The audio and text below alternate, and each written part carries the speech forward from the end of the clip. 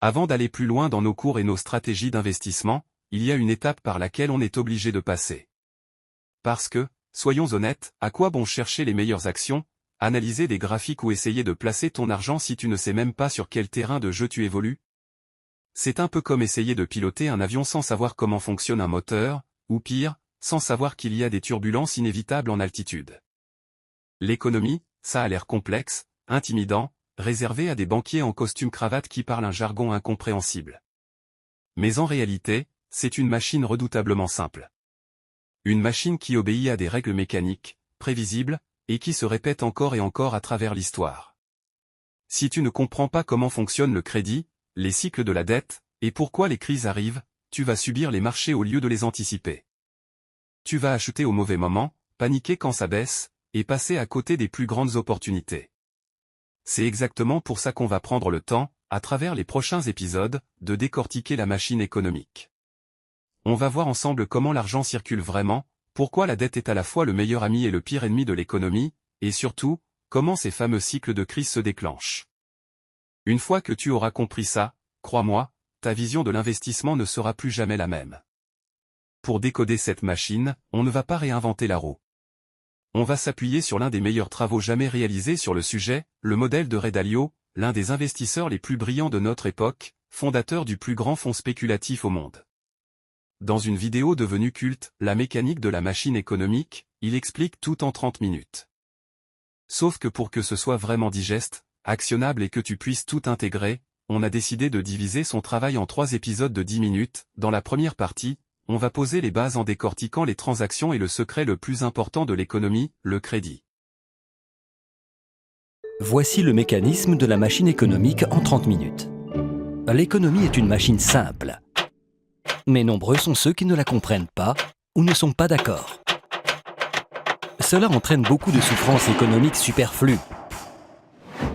Mon sens de la responsabilité m'incite à partager avec vous mon modèle économique simple, mais pratique. Il est peu conventionnel, mais il m'a aidé à prévoir et à survivre à la crise financière mondiale. Il me rend service depuis plus de 30 ans. Commençons. L'économie semble complexe, mais c'est un mécanisme très simple. Quelques composants et un grand nombre de transactions de base, répétées des milliards de fois. Ces transactions sont par-dessus tout gérées par des êtres humains. Elles engendrent 3 forces principales qui font tourner l'économie. Premièrement, la croissance de la productivité. Deuxièmement, le cycle des dettes à court terme. Troisièmement, le cycle des dettes à long terme. Examinons ces 3 forces et la manière dont leur interaction crée un bon modèle de suivi des événements économiques que nous pouvons analyser et comprendre. Commençons par la partie la plus simple de l'économie, les transactions. L'économie est tout simplement la somme de toutes les transactions. La notion de transaction est relativement simple. Nous réalisons constamment des transactions. Chaque fois que vous achetez quelque chose, c'est une transaction. Dans chaque transaction, nous avons un acheteur et un vendeur échangeant argent ou crédit contre des produits, services ou biens financiers. Le crédit se dépense exactement comme l'argent. Quand on additionne l'argent et le montant de crédit dépensé, on obtient la somme totale déboursée. C'est le montant total des dépenses qui fait tourner l'économie. Si on divise le montant dépensé par la quantité vendue, on obtient le prix. C'est aussi simple que cela. La transaction est l'unité de base de la machine économique. Tous les cycles et toutes les forces de l'économie sont générés par les transactions. Donc, si nous comprenons les transactions, nous comprenons l'économie. Le marché est constitué de tous les acheteurs et de tous les vendeurs effectuant des transactions pour le même produit. Par exemple, le marché du blé, le marché des voitures, le marché des actions en bourse et autres marchés couvrant des millions d'articles. L'économie consiste en l'ensemble des transactions effectuées sur tous ces marchés. Si on connaît la dépense totale et la quantité totale des ventes sur tous les marchés, on dispose alors de tous les éléments pour comprendre l'économie. C'est aussi simple que cela. Les gens, les entreprises, les banques et les gouvernements, tous effectuent des transactions de cette manière. Ils échangent de l'argent et du crédit contre des produits, des services ou des biens financiers. Le plus grand acheteur et vendeur est le gouvernement avec ses 2 composantes. Un gouvernement central qui encaisse les impôts et dépense de l'argent. Et une banque centrale, ce qui le rend différent des autres acheteurs et vendeurs, car il contrôle ainsi la quantité d'argent et de crédit dans l'économie en modifiant les taux d'intérêt et en imprimant des billets de banque. La Banque centrale est donc l'un des plus importants décideurs des flux du crédit. Regardons le crédit de plus près. Il est l'élément le plus important de l'économie et probablement celui que l'on comprend le moins. Le plus important parce que le plus gros est le plus instable. Prêteurs et emprunteurs font du commerce de la même manière que tous les autres acheteurs et vendeurs. Les prêteurs veulent générer plus d'argent à partir de ce qu'ils ont et les emprunteurs veulent acheter quelque chose qui dépasse leurs moyens, une maison, une voiture, ou bien ils souhaitent investir, par exemple, dans la création d'une entreprise. Le crédit aide à la fois les prêteurs et les emprunteurs à obtenir ce qu'ils veulent. Les emprunteurs promettent de rendre la somme empruntée, qu'on appelle le capital, plus un autre montant qu'on appelle l'intérêt.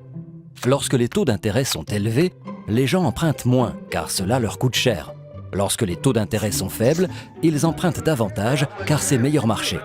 Lorsque l'emprunteur promet de rembourser et que le prêteur lui fait confiance, le crédit est établi. Il est tout simplement créé par deux personnes, à partir de rien. Cela paraît simple, mais le crédit est trompeur, car il porte différents noms. Aussitôt que le crédit est formé, il devient une dette. La dette est un actif pour le prêteur et un passif pour l'emprunteur. Par la suite, lorsque l'emprunteur rembourse le prêt plus les intérêts, l'actif et le passif disparaissent et la transaction s'achève. Pourquoi le crédit est-il si important ? Lorsque l'emprunteur reçoit la somme empruntée, il peut accroître ses dépenses. N'oublions pas que les dépenses font tourner l'économie, car les dépenses d'une personne constituent le revenu d'une autre. Chaque dollar que vous dépensez est gagné par quelqu'un d'autre, et chaque dollar que vous gagnez a été dépensé par quelqu'un d'autre. Si vous dépensez davantage, quelqu'un d'autre gagne plus d'argent.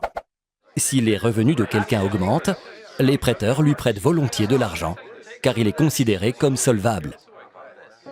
Un emprunteur solvable présente deux caractéristiques, la capacité de rembourser et des garanties. Le fait d'avoir un revenu élevé par rapport à la dette garantit la capacité à la rembourser. Si l'emprunteur ne peut pas rembourser, ses biens servent de garantie. Ils peuvent être saisis et vendus. Les prêteurs n'ont donc aucune réticence à lui prêter de l'argent. Des revenus plus élevés permettent des emprunts plus importants. Et ces emprunts permettent de dépenser davantage. Puisque les dépenses de l'un sont les revenus de l'autre, cela permet des emprunts encore plus importants. Ce phénomène de renforcement entraîne la croissance économique et c'est ainsi que commencent les cycles. Dans une transaction, on doit donner quelque chose pour obtenir quelque chose et ce qu'on obtient est proportionnel à ce qu'on produit. Avec le temps, on apprend et ces connaissances accumulées nous permettent d'améliorer notre niveau de vie. C'est ce qu'on appelle la croissance de la productivité. Ceux d'entre nous qui sont inventifs et travaillent dur augmentent leur productivité et leur niveau de vie plus vite que ceux qui sont passifs et feignants. Mais ceci n'est pas toujours vrai à court terme. La productivité est importante surtout à long terme et les questions de crédit à court terme. La raison en est que la croissance de la productivité varie peu et n'est donc pas un facteur important de fluctuations économiques. La dette, au contraire, nous permet de consommer plus que ce que nous produisons lorsque nous la contractons, puis nous force à consommer moins que ce que nous produisons lorsque nous la remboursons. Les fluctuations de la dette suivent deux cycles principaux. L'un dure entre 5 et 8 ans et l'autre entre 75 et 100 ans. La plupart des gens, lorsqu'ils ressentent les fluctuations, ne les voient pas comme des cycles, car ils les voient de trop près, de jour en jour ou de semaine en semaine. Dans ce chapitre, nous allons prendre du recul et examiner ces trois grandes forces, leur interaction et leur influence sur notre vie. Nous avons déjà dit que les fluctuations ne sont pas dues à l'innovation ou à la qualité du travail. Elles sont dues essentiellement au volume de crédit existant. Imaginons un instant une économie sans crédit. Dans cette économie, si je veux augmenter mes dépenses, le seul moyen est d'augmenter mes revenus. C'est-à-dire que je dois devenir plus productif et travailler davantage. La croissance ne peut résulter que d'une augmentation de la productivité. Mes dépenses étant le revenu de quelqu'un d'autre, la croissance de l'économie dépend de la croissance de la productivité. Si nous observons les transactions et que nous extrapolons, nous constatons une progression similaire à la croissance de productivité. Mais comme nous empruntons, nous avons des cycles. Ces cycles ne résultent d'aucune loi ni règlement. Ils sont dus à la nature humaine et à celle du crédit. Emprunter, c'est comme étirer ses dépenses vers l'avenir. Pour acheter quelque chose que je ne peux pas me permettre, je dois dépenser plus que je ne gagne. Pour cela, j'engage essentiellement mes revenus futurs. Ainsi, je crée un avenir dans lequel je devrais dépenser moins que ce que je gagne afin de rembourser ma dette. Cela prend très vite une tournure cyclique. Tout simplement, chaque fois que j'emprunte, je crée un cycle. C'est vrai aussi bien des personnes que de l'économie. C'est pour cette raison qu'il est si important de comprendre la notion de crédit, car c'est elle qui enclenche le mécanisme prévisible des événements économiques futurs. C'est cela qui rend le crédit différent de l'argent. L'argent permet de régler des transactions. Lorsque vous achetez une bière avec de l'argent liquide, la transaction s'achève immédiatement. Mais si vous achetez votre bière à crédit, vous vous créez une ardoise. Vous promettez de payer plus tard. Vous et le barman créez un actif et un passif. Vous avez fabriqué du crédit à partir de rien. L'actif et le passif disparaîtront uniquement lorsque vous aurez payé l'ardoise, que la dette aura disparu et que la transaction sera achevée. Ce que la plupart des gens appellent de l'argent est en réalité du crédit. Le montant total de crédit des États-Unis est d'environ 50 billions de dollars, contre près de 3 seulement pour le montant total de l'argent. N'oubliez pas que dans une économie sans crédit, le seul moyen d'augmenter la dépense est de produire davantage. Mais dans une économie avec crédit, on peut augmenter la dépense en empruntant. Dans une économie avec crédit, on dépense davantage. À court terme, le revenu augmente plus rapidement que la productivité, mais pas à long terme. Malgré cela, le crédit n'est pas forcément une mauvaise chose forçant des cycles. Il est mauvais quand il finance une consommation exagérée qui ne peut être remboursée. Il est bon quand il distribue des ressources de manière pertinente et produit du revenu qui vous permet de rembourser la dette. Par exemple, si vous empruntez pour acheter un plus grand poste de télévision, cela n'engendre aucun revenu vous permettant de restituer la dette. Mais si vous empruntez pour acheter un tracteur, et que ce tracteur vous assure de meilleures récoltes, donc un meilleur revenu, vous pourrez rembourser votre dette et améliorer votre niveau de vie. Dans une économie avec crédit, nous pouvons suivre le fil des transactions et constater comment le crédit permet la croissance. Laissez-moi vous donner un exemple. Si vous gagnez 100 000 $ par an et que vous n'avez aucune dette, on est prêt à vous accorder un crédit de 10 000 $, par exemple sur votre carte de crédit. Vous pouvez donc dépenser 110 000 $, même si vous en avez gagné 100 000. Vos dépenses constituant le revenu de quelqu'un d'autre, quelque part, quelqu'un gagne 110 000 $. Cette personne gagnant 110 000 $ et n'ayant aucune dette peut emprunter 11 000 $ et peut donc dépenser 121 000 $, même en ayant gagné uniquement 110 000 $. Ces dépenses constituent le revenu de quelqu'un d'autre. Et en suivant le fil des transactions, nous commençons à comprendre le processus d'auto-renforcement.